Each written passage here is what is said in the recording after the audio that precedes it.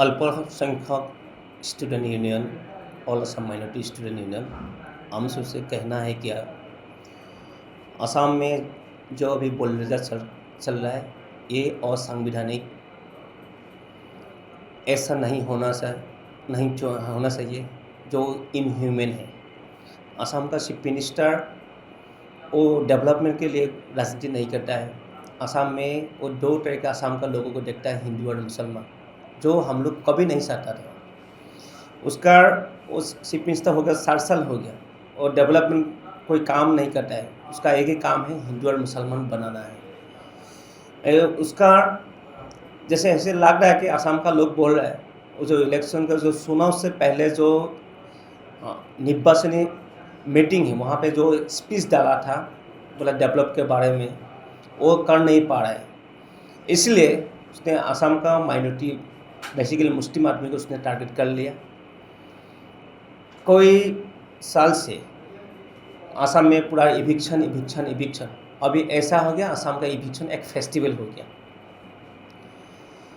Lastly Assam में Gwalpara district में 667 families को इविक्शन किया है।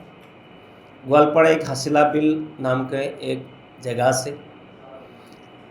इसका बाद इविक्शन क्या है, नलबाड़ी डिस्ट्रिक्ट में 93 फैमिलीज। इसका बाद लखीमपुर डिस्ट्रिक्ट में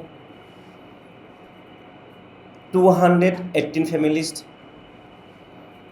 आज से 2-3 दिन पहले धुबरी डिस्ट्रिक्ट में 1600 फैमिलीज को इविक्शन किया है। हम लोग बार बार करना, अल्पसंख्यक स्टूडेंट यूनियन बार बार बोल रहा हूँ, हम लोग इविक्शन का खिलाफ नहीं हैं, लेकिन सरकार जो इविक्शन का जो सिस्टम है उसका बिल्कुल हम लोग खिलाफ हैं। वो लोग इंडियन हैं, वो लोग कोई बाहर का लोग नहीं है। वहाँ पे असम में एनआरसी हुआ है, एनआरसी में वो लोग का पूरा नाम आया हुआ है। गवर्नमेंट बोल रहे हैं गवर्नमेंट का जमीन गवर्नमेंट को सही, बिल्कुल गवर्नमेंट अपना जमीन ले सकता है।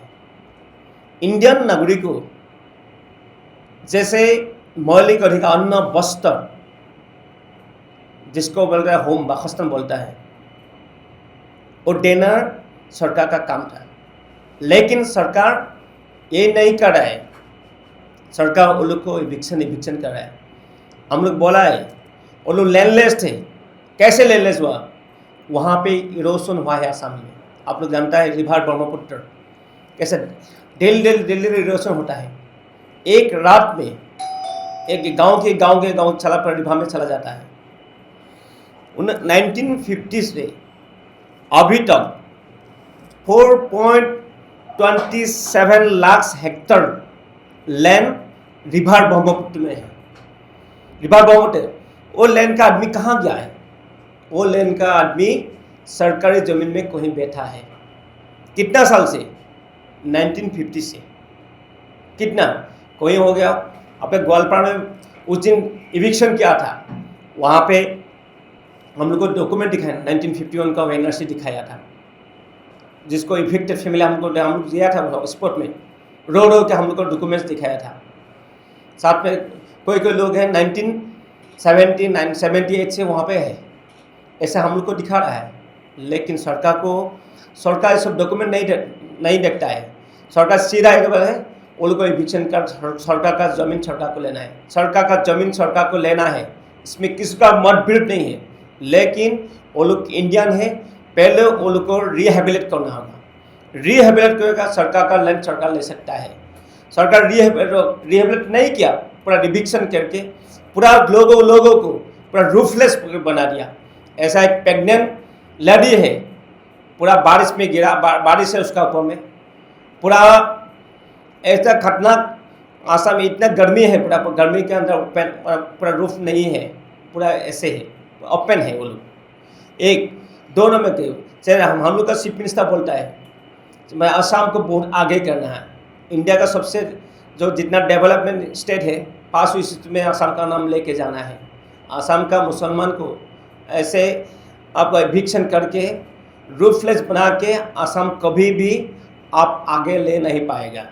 वो बोल रहे हैं आसाम को एजुकेशन लाइन में इंडिया में 5 स्टेप में आसाम को लेके जाना है। अभी ऐसा जिस जगह में जो इविक्शन किया है, स्कूल को भी इविक्शन हुआ है, बहुत सारे स्कूल है, वहाँ का जो लड़का लड़की जो स्टूडेंट लोग है अभी वो स्कूल जा नहीं पा रहे हैं। उसका जो पुस्तक का जो बैग है उसका ऊपर में जो बुलडोजर चलाया, वो पुस्तक उसका पास नहीं है, उसका बैग नहीं है, पढ़ने के लिए उसका वो बुक और किताब नहीं है। ऐसे मुख्यमंत्री जैसे बोलता है कि उसको एजुकेशन देना है, उसको डॉक्टर बनाना है, इंजीनियर बनाना है, उसको वकील बनाना है, आसाम बहुत आगे लेके जाना है।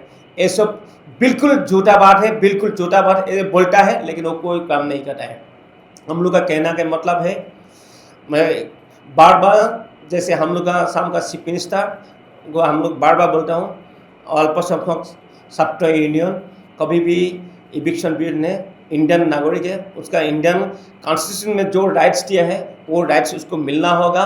ऐसे जब मुसलमान का नाम के उनका जो अत्याचार वो बंद होगा, जब तक बंद नहीं होगा हम लोग का जो मूवमेंट चालू रहेगा, जो हम लोग एक गणतांत्रिक आंदोलन है, गणतंत्र बिल्कुल जारी रहेगा।